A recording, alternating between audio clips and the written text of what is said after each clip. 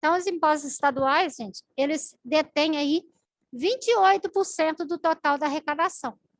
Então, 60% fica para a União e 28% fica para os estados. Cada estado vai ter seus critérios, vai ter sua forma de trabalhar aí com os seus impostos. Né? A gente vai focar aqui em Minas Gerais, mas a gente vai fazer uma visualização geral ali, principalmente a respeito do ICMS, tá? Os 3 principais impostos de competências estaduais: ICMS, IPVA e ITCMD. O ICMS, né, gente, é o imposto sobre a circulação de mercadorias e serviços de transportes e comunicação. O IPVA é o imposto sobre a propriedade de veículos automotores. E o ITCM é imposto de transmissão, causas mortes e doação. Ou seja, o ITCM é aquele imposto que, quando a gente recebe uma herança, a gente precisa transferir para o nome da gente, a gente paga um imposto sobre essa movimentação. É muito usado o termo inventário, né? Quando uma pessoa morre, deixa os bens, tem herdeiros, e aí precisa fazer o inventário, né? Faz o levantamento de todos os bens que aquela pessoa detém e que vai ficar para os herdeiros. E aí é preciso fazer um registro de tudo aquilo e a divisão. Essa movimentação, o Estado, ele cobra um imposto em cima dessa movimentação. É o ITCMD, Imposto de Transmissão de Causas Mortes e Doação. Se eu não tenho herdeiro, ou se eu não quero deixar nada meu para os meus herdeiros, e eu prefiro fazer uma doação enquanto eu estou viva ainda, ou através de um testamento, eu posso fazer, a lei me permite isso. Mas eu vou pagar ao Estado aí um imposto em cima dessa movimentação. É o ITCMD.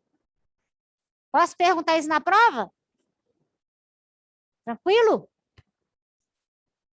E aí de casa? Eu acho que pode.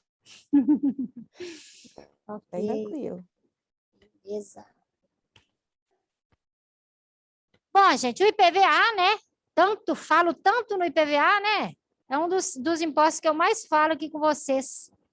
Ele é aquele imposto que comprei um automóvel, ou, né, quando eu falo automóvel, um veículo automotor, uma moto, uma bis, uma lambreta, um caminhão, não sei. Comprei, preciso pagar aí anualmente o valor do IPVA. Tá? Aqui em Minas Gerais, é cobrado no início do ano, né?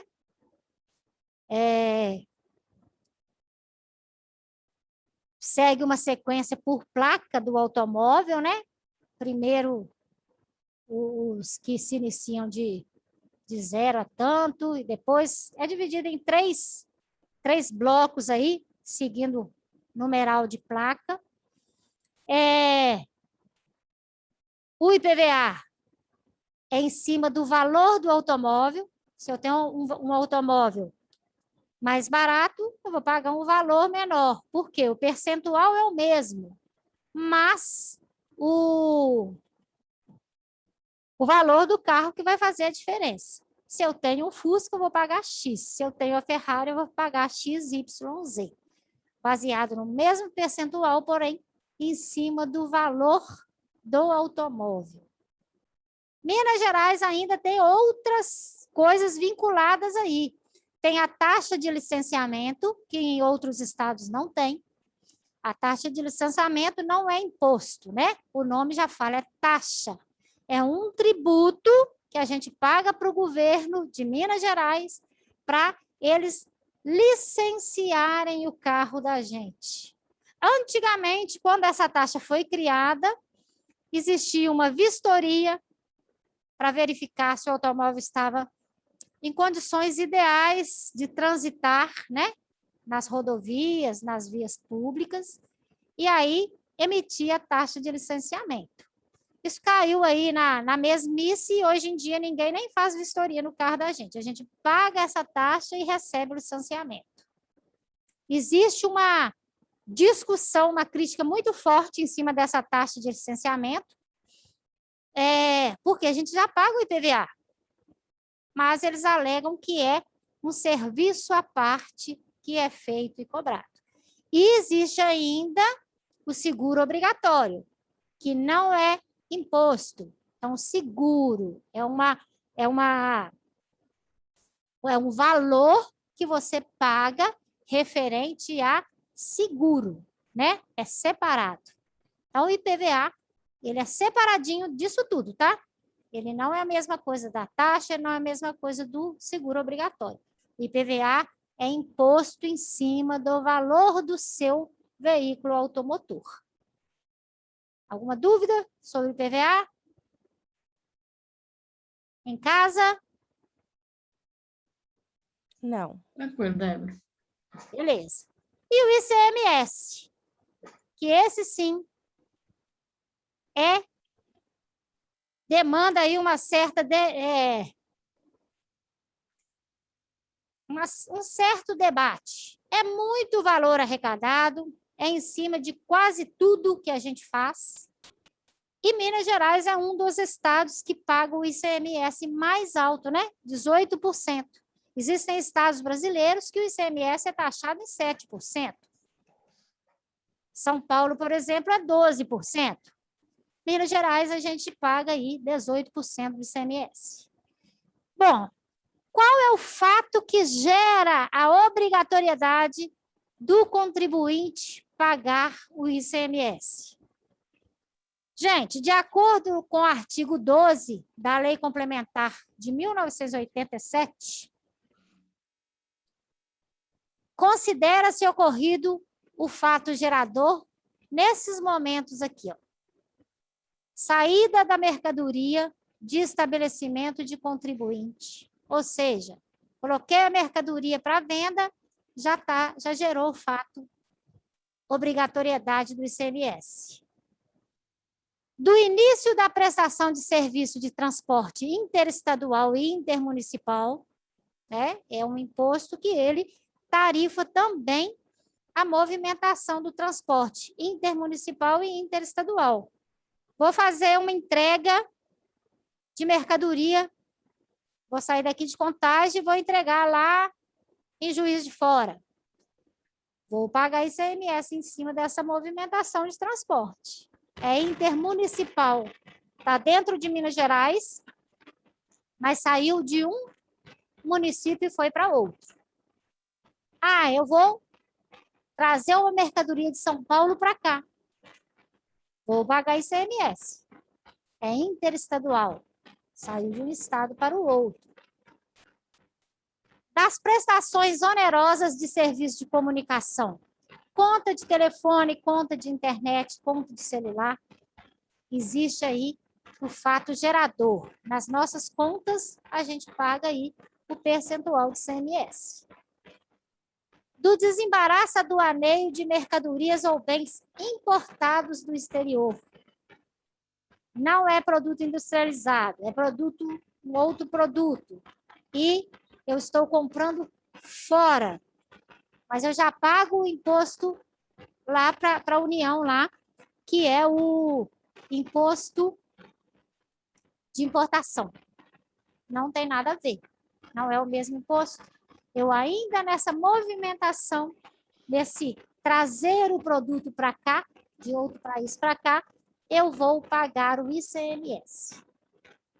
E da entrada no território, né, do Estado, de lubrificantes e combustíveis líquidos e gasosos derivados do petróleo e energia elétrica, oriundos de outro Estado, quando não destinados à comercialização ou à industrialização.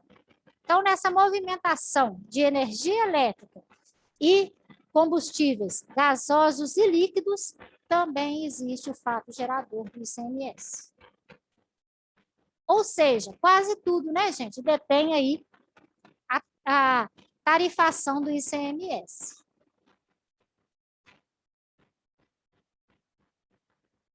que significa ICMS? Antigamente, a gente usava só o termo ICM, né? E foi acrescentado esse S. Ele é um imposto sobre operações relativas à circulação de mercadoria e sobre prestações de serviço de transporte interestadual e intermunicipal e de comunicação. Ele é pago em qualquer operação que represente aquela relação comercial. O operador deve pagar o ICMS. O imposto ele está presente, por exemplo, quando você paga uma conta de luz. Por quê? Porque movimentou energia elétrica. Quando você compra um produto importado aí na internet, o ICMS já está incluso lá. Quando você importa um produto, quando você compra um produto. Então, o ICMS ele está presente em quase toda a movimentação da nossa rotina. Como que eu calculo as alíquotas de ICMS, né? Como que eu faço para saber qual o percentual que eu devo pagar de ICMS? Baseado naqueles fatos geradores. Existem duas tabelas que definem a cobrança desse ICMS. A tabela interna, que é para operações que ocorrem aqui dentro do Estado. E a tabela interestadual, ou seja, para aquelas operações que iniciam um Estado e se destinam a outro. Por exemplo, se eu faço um transporte daqui de Contagem para Betim, ou para Juiz de Fora, ou para Sete Lagoas, está dentro do mesmo Estado. Então, eu vou pagar tabela fixa do ICMS 18%. Ok? Só que é um imposto estadual. Então, Minas tem o percentual dele, São Paulo tem o dele. Aí eu estou fazendo uma movimentação de transporte para São Paulo, ou de São Paulo para cá. Como pagar o ICMS? Lá é 12, aqui é 18. Qual que vai valer? Aí a gente vai utilizar uma segunda tabela, chamada tabela interestadual.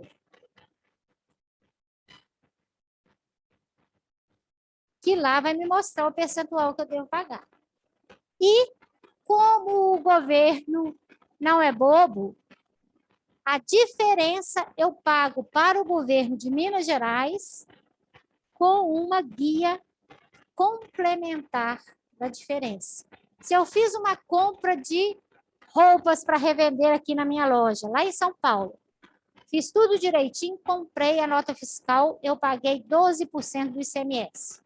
Quando eu der entrada nessa nota fiscal na minha contabilidade, confirmando a compra que eu fiz, o governo vai perceber que eu paguei 12% de ICMS lá em São Paulo. O que ele vai fazer? Ele vai me gerar a obrigatoriedade de eu pagar a diferença. 12 para 18 ficou 6%. Ele vai me cobrar esse 6% numa guia separada, onde eu vou pagar o ICMS ao governo de Minas Gerais de 6%. Bom, a tabela de ICMS interestadual, que eu calculo quando começa uma situação num estado e termina em outra, é de extrema importância para as operações comerciais entre os estados. Melhor explicando, quando uma empresa comercializa para outro estado, ela precisará da alíquota do ICMS interestadual.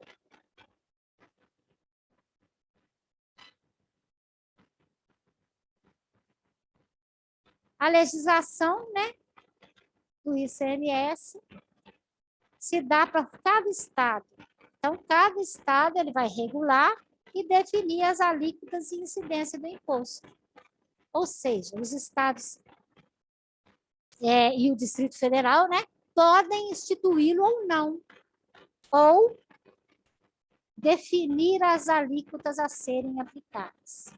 Então, um estado ele tem o poder de falar assim, não vou cobrar o ICMS dos combustíveis, por exemplo.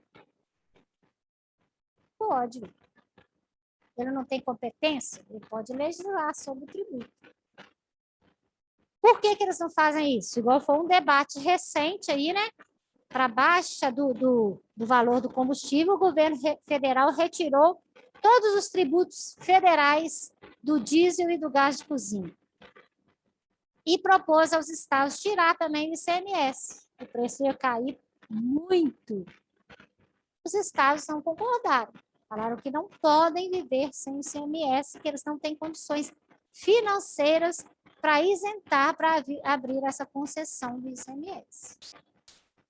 Bom, sem contar que também compete ao Estado definir regras para o crédito do imposto, além dos processos de substituição tributária. Substituição tributária e crédito de imposto, gente, ele é calculado quando se prova o pagamento de 2 vezes do mesmo imposto. Se na hora de eu comprar eu já paguei o ICMS, na hora de vender eu não preciso pagar o ICMS. Existe um cálculo contábil, existe um acompanhamento que se faz, que eu consigo provar que já foi pago aquele ICMS para eu não pagar novamente. Existe uma lista de produtos que são produtos que têm substituição tributária. Não pago o ICMS, substituindo algum outro tributo. É uma especificação aí da parte fiscal. Bom, o ICMS, por se tratar de um imposto em cima de operações relativas à circulação de mercadoria, é preciso pensar que existem as alíquotas internas e as externas. Então, para haver esse equilíbrio, o que aconteceu? Ficou definido que quando a operação ela for destinada a não contribuinte ou não isento para outro estado, é preciso aplicar o ICMS interestadual.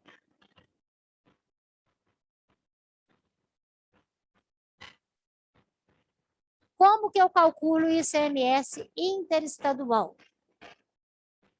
Parece uma coisa bem complexa, mas é essa tabelinha aqui. Como que eu visualizo isso aqui?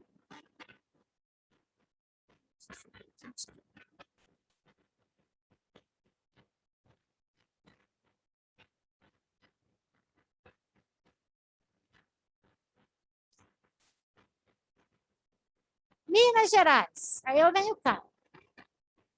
Minas Gerais, dentro de Minas Gerais, é 18% que eu pago. Certo?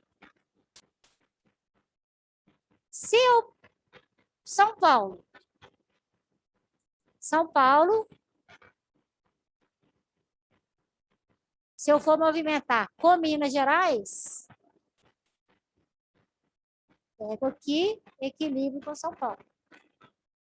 A taxa interestadual de São Paulo é 12% que eu vou pagar. Ok?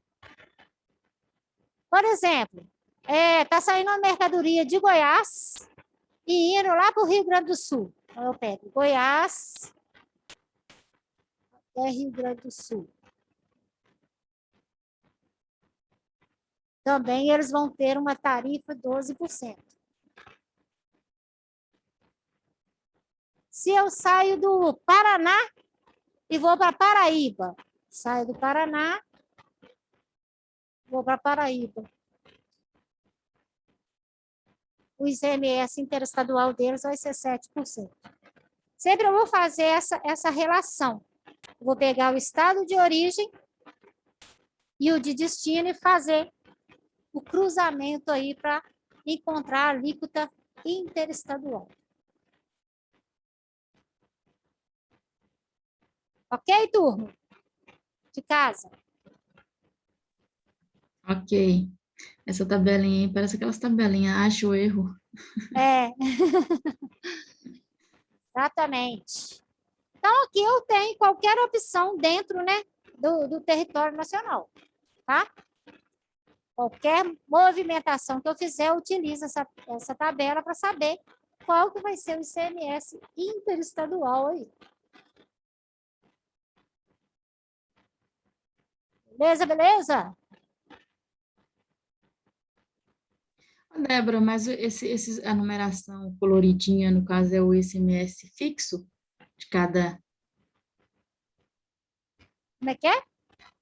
Essa parte colorida aí, 18%, 12, 17, é o ICMS fixo, né? Isso. Os coloridinhos são os internos, né? Uhum, Olha para você ver. 18 é o maior, né? Não, tem 20% aqui, ó. 20, Rio Grande do Sul, 20%. Deus abençoe eles, hein? né? Compensação, isso aí. Então, o que que acontece? Isso é para incentivar também a movimentação entre estados, né? E criar um critério de base legal aí do equilíbrio. Então, se a gente vai fazer uma movimentação fora de Minas, né? Eu sou compradora de Minas, eu vou comprar em São Paulo, sai a 12% para mim o ICMS. Essas relações entre dois estados. Ok? Ok. Tranquilo?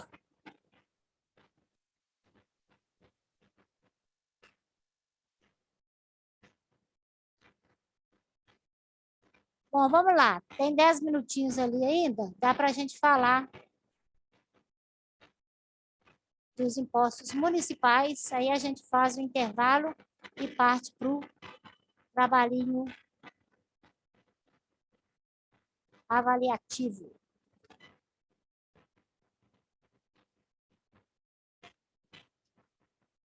Então, dúvidas aí nos estaduais? Não, né? IPVA, IPCMD e ICMS. Agora vamos falar aí dos municipais, né? São aqueles impostos de ordem do município e que o valor é destinado à manutenção da administração pública local, serviços, investimentos e manutenções locais. São destinados aí para escolas municipais, unidades de pronto atendimento, tudo isso aí é responsabilidade do município. E esses valores são arrecadados para a manutenção disso. São responsáveis por cerca de 5,5% da arrecadação total do país.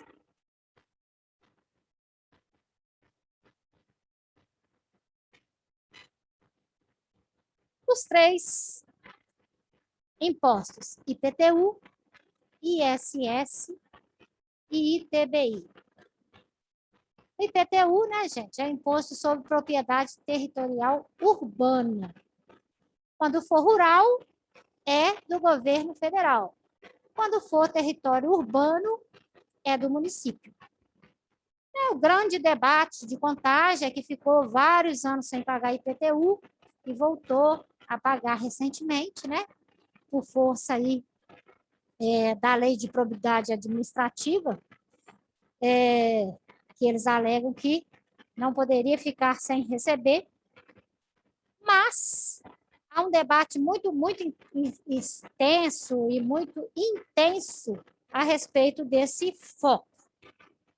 Na área de direito, eu nem arrisco aprofundar muito, porque há muitas controvérsias e não é minha área de profissão, né?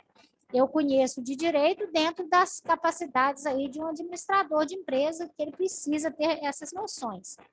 Mas as brechas da lei são muitas, e dá debate até entre os próprios profissionais da área, então não vou me arriscar a entrar por esses caminhos aí. Mas a nível administrativo eu posso falar com bastante maestria sobre isso. Acho que já falei na turma de vocês o que aconteceu com Contagem. Contagem já foi o polo industrial de Minas, perdendo apenas para Juiz de Fora. Contagem era a segunda cidade que mais movimentava indústrias em Minas Gerais. Isso há poucas décadas atrás, não são muitas não. Talvez umas 3 décadas. Contagem detinha aqui empresas de vários lugares, muitas indústrias. Então, o Cincão é prova disso. Várias empresas. E isso fazia girar uma grande quantidade de valor, né? Quanto mais empresas, quanto mais indústrias, mais movimentação, mais funcionários, mais tributos pagos, mais movimento econômico. Então, Contagem, ela, entre aspas, não precisava ir pagar, cobrar IPTU. Por uma jogada política da época, houve essa concessão, né? Contagem não pagar IPTU. Passado o tempo, muda-se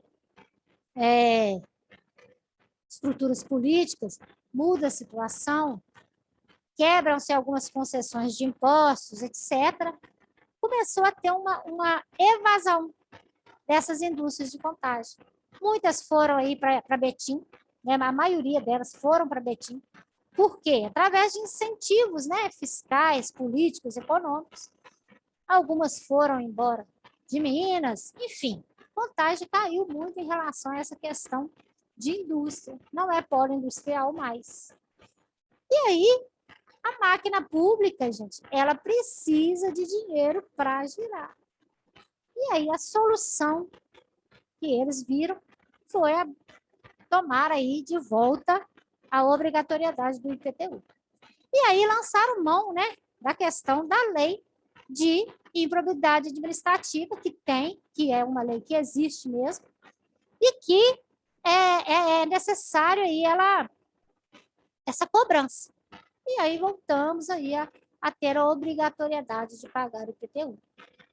Alguns alegam que é justo, alguns alegam que é injusto, alguns alegam que poderia ser mais baixo o valor, uns alegam que está muito alto, outros falam que está dentro da média. Então, vamos entrar muito aí que é uma área mais complexa. Mas, enfim, a nível administrativo foi o que aconteceu. Então, o IPTU é um imposto municipal e é fonte de arrecadação bastante forte para os municípios. Então, todo município detém aí a competência de fiscalizar, cobrar, administrar e legislar sobre o IPTU, podendo ou não dar, aumentando ou baixando as alíquotas, enfim, é poder do município. Ficamos uma época sem pagar IPTU. Algum outro prefeito de outro município veio aqui nos cobrar? Não, não pode. O governador do estado intrometeu nessa situação e cobrou? Não, não pode. A União? Não.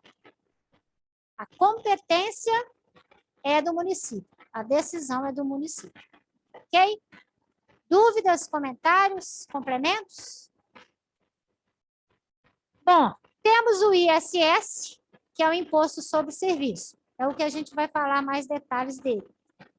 Tudo que eu presto de serviço, emito nota fiscal, eu pago aí em cima o valor do ISS para o governo municipal. Tá? Prestação de serviço é de competência municipal. E o ITBI é Imposto de Transmissão de Bens Imóveis. Toda vez que eu faço uma movimentação em relação à posse de imóveis, eu pago para o governo municipal o valor do ITBI. Comprei um apartamento novo. Na hora de eu fazer o registro no meu nome, eu preciso pagar o ITBI. Tenho uma casa, estou vendendo aí para a Larissa. Na hora da Larissa transferir do meu nome para o nome dela, ela vai pagar o ITBI. Quem paga o ITBI? O comprador. Normalmente o comprador. E é um imposto direcionado ao governo municipal. Estado não interfere. União não interfere. É imposto municipal. Ok?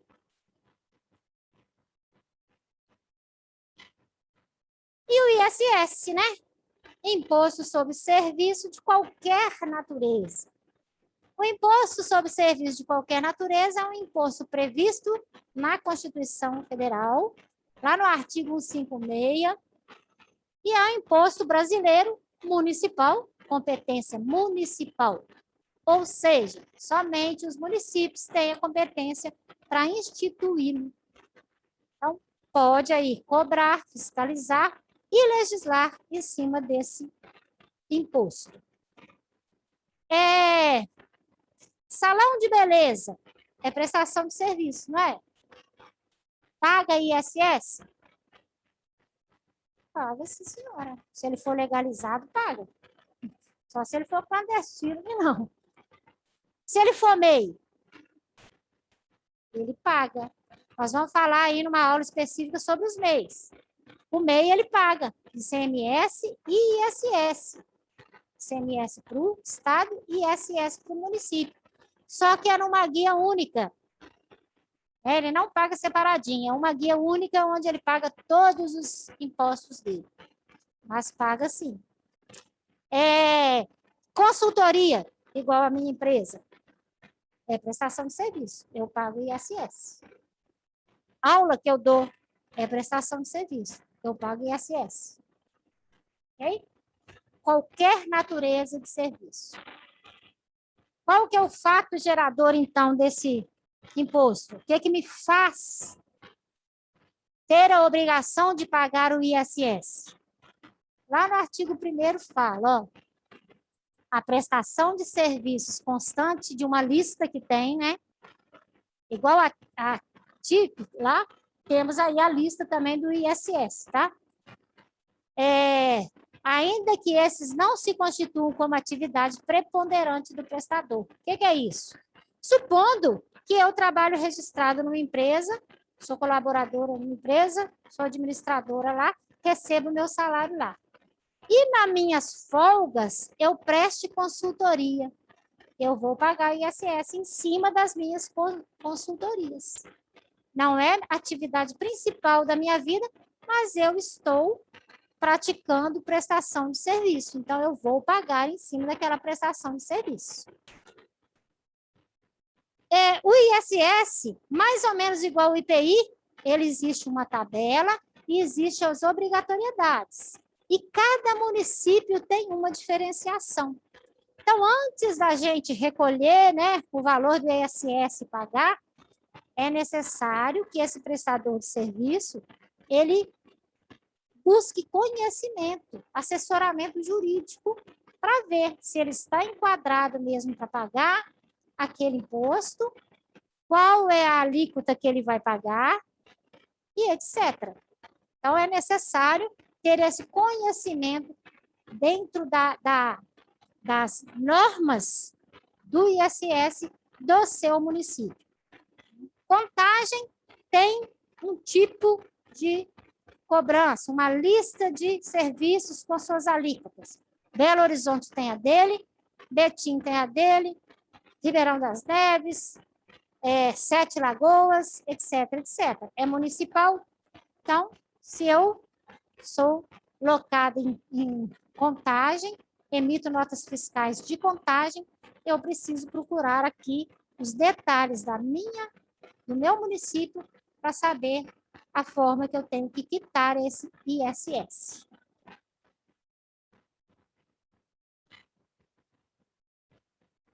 No geral, a alíquota máxima do ISS foi fixada em 5%, né? Mas vai variar de 0 a 5%. Está lá na Lei Complementar 116 do ano de 2003, tá? O ISS, ele não incide sobre exportações de serviço para o exterior do país. É um imposto que eu não pago a movimentação exterior. Tá?